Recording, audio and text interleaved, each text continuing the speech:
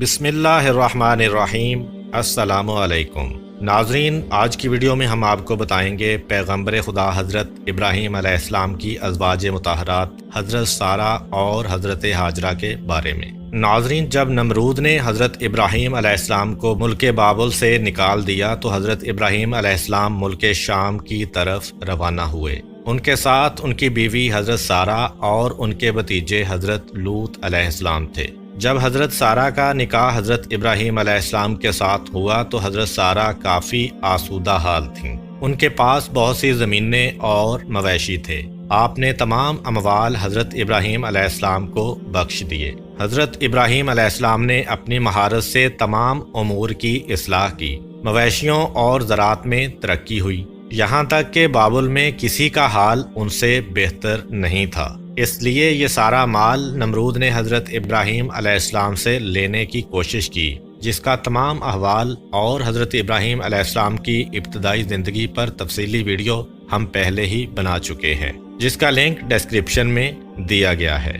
حضرت ابراہیم علیہ السلام حضرت لوط علیہ السلام اور حضرت سارہ کو لے کر چلے گئے اور کہا، سورہ الصافات آیت نمبر 99، میں اپنے پروردگار کی طرف یعنی بیت المقدس جا رہا ہوں، وہ عنقریب میری راہبری کرے گا۔ حضرت ابراہیم علیہ السلام ایک غیور انسان تھے، اس لیے انہوں نے اس سفر میں اپنی بیوی حضرت سارہ کو ایک صندوق میں بند کر دیا تاکہ وہ غیر مردوں کی نظروں سے محفوظ رہیں۔ لیکن راستے میں قبطیوں کے ملک یعنی مصر میں پہنچے، جس پر ایک عرب بادشاہ حکومت کرتا تھا۔ اس ملک کی سرحد پر ایک سپاہی نے حضرت ابراہیم علیہ السلام کو اپنے مال کا محصول ادا کرنے کے لیے روک لیا۔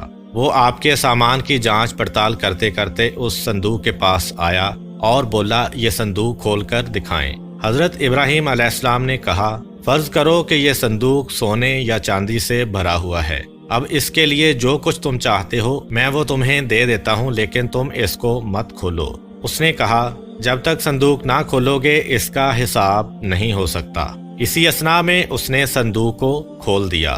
جب اس کی نظر حضرت سارہ کے حسین و جمیل چہرے پر پڑی تو وہ کہنے لگا، اب تو میں جب تک تمہارے اور اس عورت کے بارے میں بادشاہ کو اطلاع نہ دے دوں تمہیں آگے نہیں جانے دوں گا۔ چنانچہ اس نے کسی شخص کو بھیج کر بادشاہ کو اس معاملے سے آگاہ کیا۔ بادشاہ نے چند لوگوں کو بھیجا کہ صندوق اٹھا کر لے آئیں۔ حضرت ابراہیم علیہ السلام بھی ساتھ چلے اور فرمایا کہ جب تک میرے جسم میں جان باقی ہے میں صندوق سے جدا نہیں ہوں گا۔ جب بادشاہ کو یہ اطلاع دی گئی تو اس نے حکم دیا کہ ابراہیم کو بھی تابوت کے ساتھ آنے کی اجازت دے دی جائے۔ چنانچہ حضرت ابراہیم علیہ السلام کو تابوت اور ان کے تمام سامان کے ساتھ بادشاہ کے پاس لے جایا گیا۔ جب آپ اس کے سامنے پہنچے اور اس کی نظر حضرت سارہ پر پڑی تو اس نے بے اختیار اپنا ہاتھ ان کی جانب بڑھایا۔ حضرت ابراہیم علیہ السلام جو غیرت و حمیت کا سرچشمہ تھے وہ سخت پریشان ہوئے اور ادھر سے منہ پھیر کر اللہ تعالیٰ سے کہا، پروردگار میرے اہل حرم کو اس شخص کے ہاتھ سے محفوظ رکھنا۔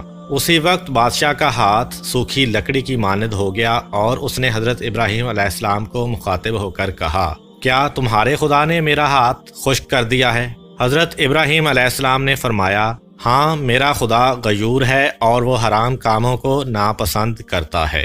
بادشاہ نے کہا، آپ اپنے خدا سے دعا کریں کہ وہ میرا ہاتھ ٹھیک کر دے، میں آپ کے حرم کے ساتھ کوئی ایسی حرکت نہیں کروں گا۔ چنانچہ حضرت ابراہیم علیہ السلام نے دعا کی اور بادشاہ ٹھیک ہو گیا۔ تاہم اس نے دوبارہ حضرت سارہ کی جانب دیکھا اور اپنا ہاتھ ان کی طرف بڑھایا۔ اس پر پہلے کی طرح اس کا ہاتھ پھر خشک ہو گیا۔ تب اس نے دوبارہ حضرت ابراہیم علیہ السلام سے دعا کی درخواست کی۔ آپ نے فرمایا، اب میں تمہارے ہاتھ کے شفا یاب ہونے کے لیے اس شرط پر دعا کروں گا کہ تم پھر سے اپنا ہاتھ آگے نہیں بڑھاؤ گے۔ اگر تم ایسا کرو اور تمہارا ہاتھ خشک ہو جائے تو پھر تم مجھ سے دعا کے لیے نہیں کہو گے۔ بادشاہ نے یہ شرط مان لی۔ تب ابراہیم علیہ السلام نے کہا، اے پروردگار اگر یہ سچ کہہ رہا ہے تو اس کے ہاتھ کو ٹھیک کر دے۔ اس پر بادشاہ کا ہاتھ اپنی اصلی حالت پر آ گیا اور اس کے دل میں حضرت ابراہیم علیہ السلام کا رعب بیٹھ گیا اور اس نے حضرت ابراہیم علیہ السلام کی بڑی تعظیم و تکریم کی اور کہا کہ تم بے خوف رہو، تمہاری حرمت یا تمہارے اموال سے اب میں باز رہوں گا۔ जिस जगह चाहो जाओ, लेकिन तुमसे मेरी एक हाजत है। इब्राहीम अलैहिस्सलाम ने पूछा, वो कौन सी हाजत है? बादशाह ने कहा कि मैं अपनी बेटी को बतौर कनीज़ हज़रत सारा को देना चाहता हूँ। आप अलैहिस्सलाम ने मंजूर फरमाया। बादशाह ने अपनी बेटी हज़रत सारा को बतौर कनीज़ अता कर दी। बादशाह की ये बेटी कोई और नहीं बल्कि हज़रत हाजरा थीं, जिनको बाद में अल्लाह ताला के हुक्म से हज़रत इब्राहीम अलैहिस्सलाम ने अपनी बीवी का दर्जा दिया और उन्हीं के बतन से अल्लाह ताला ने हज़रत इब्राहीम अलैहिस्सलाम को हज़रत इस्माईल अलैहिस्सलाम अता किए। हज़रत इब्राहीम अलैहिस्सलाम अपने अहलो अमवाल के साथ रवाना हुए। बादशाह भी उनकी ताज़ीम के लिए उनके पीछे चला। खुदा ने इब्राहीम अलैहिस्सलाम को वही की कि खड़े हो जाओ और उस बादशाह के आगे ना चलो जिस पर काबू पा चुके हो, बल्कि उसको आगे करो और ख़ुद उसके पीछे चलो और उसकी ताज़ीम करो, क्योंकि वो बादशाही के बावजूद मगलूब और नाचार है, खा नेकूकार है या बदकार। ये सुनकर इब्राहीम अलैहिस्सलाम खड़े हो गए और बादशाह से कहा, आगे चलो कि मैं तुम्हारी ताज़ीम करूं और तुमको मुकद्दम रखूं और तुम्हारी इज्जत व इकराम की वजह से तुम्हारे पीछे चलूं।